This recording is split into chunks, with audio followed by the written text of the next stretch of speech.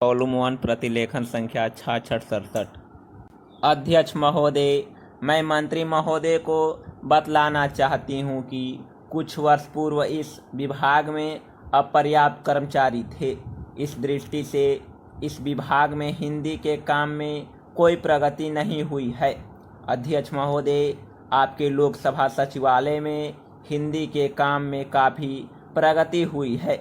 इस समय लोकसभा की कार्यवाही दोनों भाषाओं में चल रही है, लेकिन अगर इस काम में हमारा सूचना मंत्रालय अपनी भाषा नीति के कारण पिछड़ रहा तो यह बड़े दुख की बात होगी।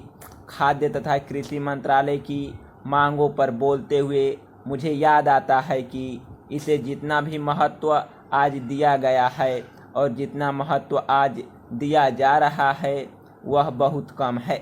अभी अंतर्राष्ट्रीय व्यापार पर बोलते हुए व्यापार मंत्री ने बताया था कि निर्यात की आमदनी में कृषि का कितना महत्वपूर्ण योगदान रहा है।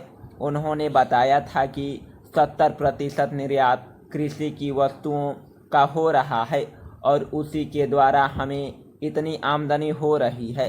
इस दृष्टि से कृषि का महत्व और भी ज़्यादा बढ़ जाता है। उन्होंने यह भी बताया था कि यदि कृषि उत्पादन केवल 5% और बढ़ जाए तो निर्यात से हम 100 करोड़ रुपये के लगभग अपनी आमदनी को और बढ़ा सकते हैं।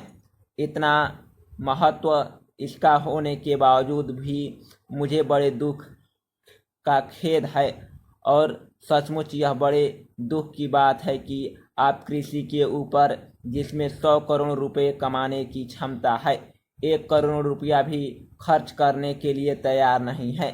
मैं तो यहाँ तक कहूँगा कि जिसे हम औद्योगिक उत्पादन मानते हैं उस प्रकार का उत्पादन आज भी हमारे देश में नहीं हो रहा है। वास्तव में उत्पादन केवल कृषि से हो सकता है, क्योंकि कृषि वस्तुओं से ही आपके दूसरे औद्योगिक संस्थान चलते हैं। यदि रुई देश में पैदा न हो तो कपड़ा कैसे बन सकता है? यदि मूंगफली देश में पैदा न हो तो वनस्पति घी देश में पैदा नहीं हो सकता। इसलिए हमारा सारा उत्पादन कृषि वस्तुओं पर ही निर्भर है। इसी तरह से खनिज पदार्थों की स्थिति है। यदि खनिज पदार्थ निकलने पर ज़्यादा जोर दिया जाए तो उसमें न केवल उत्पादन बढ़ेगा, हमारे उद्योगों को काम मिलेगा, बल्कि विदेशी मुद्रा भी बहुत बड़ी मात्रा में कमाई जा सकती है। हमारे देश में हर प्रकार की वस्तुओं का बहुत बड़ा भंडार हमारा भूमि में उपलब्ध है। महोदय, आज हमारे तरीकों से कार्य संचालन द्वारा परिवर्तन की दिशा में समाज को बढ़ने के उपक्रम पर संगठित रूप से प्रहार किए जा रहे हैं।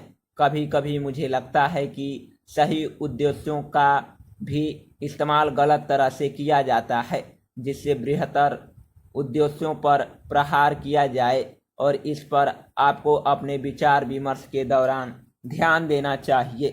काम की बेहतर व्यवस्था का बड़ा महत्व है, इसलिए अधिक उपयुक्त वेतन आवश्यक होता है। साथ ही साथ का स्थान हमारे आदि भी साफ सुथरे होने चाहिए। लेकिन जो लोग साथ साथ काम करते हैं, श्रमिक प्रबंधक तथा किसी परियोजना में या कारखानों में काम करने वाले अन्य लोग, उनमें सबसे अच्छे संबंध होना आवश्यक है तथा यह शायद अन्य सभी बातों से ज़्यादा महत्वपूर्ण है। मुझे आशा है कि यह बैठक ऐसी विचार गोष्ठियाँ और सम्मेलन इस प्रकार से काम के लिए बेहतर वातावरण को संभव बनाएगी। सरकार को काफ़ी कुछ करना है और वह करेगी भी। हालांकि आज हमारे यहाँ की स्थिति में ऐसा करना हमेशा ही सरल नहीं होता। यह कहना सरल है कि हम ऐसा करेंगे। नीति संबंधी निर्णय भी सरलता से लिया जा सकता है, लेकिन किसी निर्णय को समुचित ढंग से लागू कर पाना बहुत कठिन होता है। मैं यह बहाने की खोज के लिए नहीं कह रही हूँ, क्योंकि कठिनाइयाँ हो तो उन पर विजय पानी ही होती है और हम ऐसा करने के लिए कृत संकल्प हैं। लेकिन आपको पता होना चाहिए कि अमुक कठिनाइयाँ हैं और उन पर विजय पाने के लिए केवल इच्छा करना या वक्तव्य देने से काम नहीं चलता। इसके लिए स्थिति को समझना और दृढ़ निश्चय के साथ आगे बढ़ना होता है, चाहे रुकावटें कितनी ही बड़ी क्यों न हो, कठिनाइयाँ कैसी भी क्यों न हो। सरकार का यही संकल्प है।